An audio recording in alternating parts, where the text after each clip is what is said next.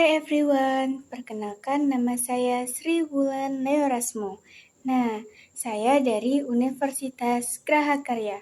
Pada kesempatan hari ini, saya akan membahas tentang ekonomi. Nah, pernahkah teman-teman bertanya-tanya, bagaimana sebuah negara memutuskan apa yang harus diproduksi, bagaimana cara memproduksinya, dan untuk siapa? Nah, jawaban dari pertanyaan-pertanyaan tersebut itu terletak pada sistem ekonomi.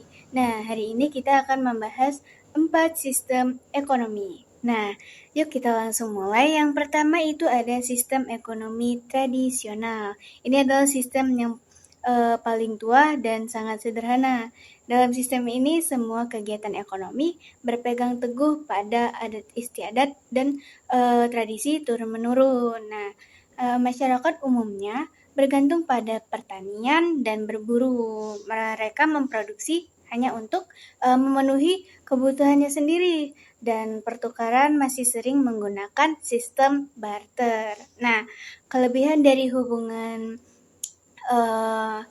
ekonomi tradisional ini itu secara kekeluargaan jadi sangat erat, tapi kelemahannya perkembangan ekonomi dan teknologi jadi sangat lemah. Nah, sistem ini sangat terikat pada masa lampau atau masa lalu. Nah, yang kedua, kita punya sistem ekonomi komando atau terpusat. Nah, dengar namanya aja pasti teman-teman sering kebayang nggak sih siapa sih yang megang kendalinya?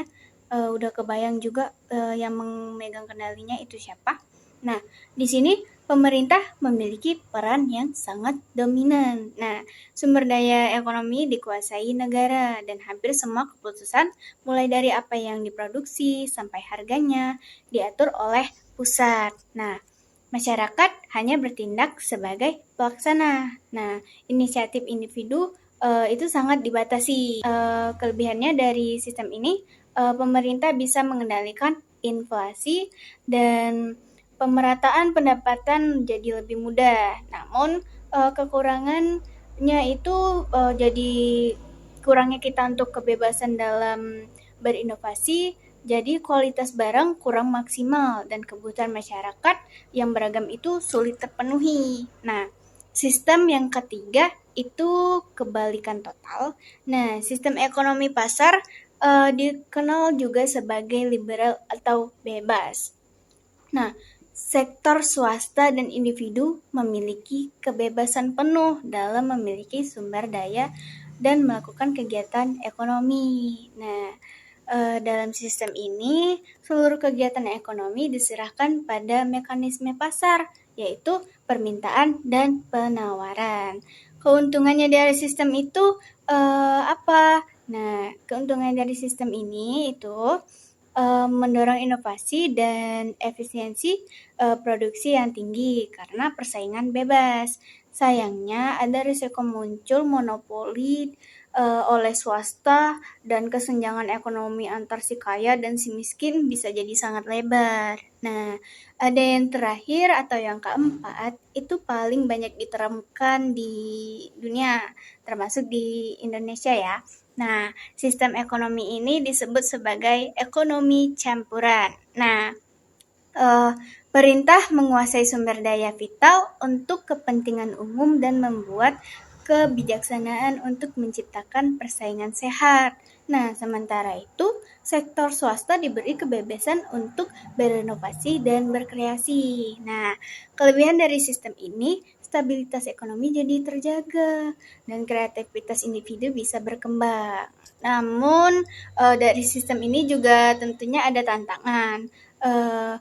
Tantangannya itu adalah menentukan batasan yang tepat agar tidak condong ke komando atau pasar. Dan tentu saja potensi KKN atau korupsi kolusi dan nepotisme selalu mengintai. Jadi, intinya setiap ekonomi punya cara sendiri untuk menjawab tantangan ekonomi.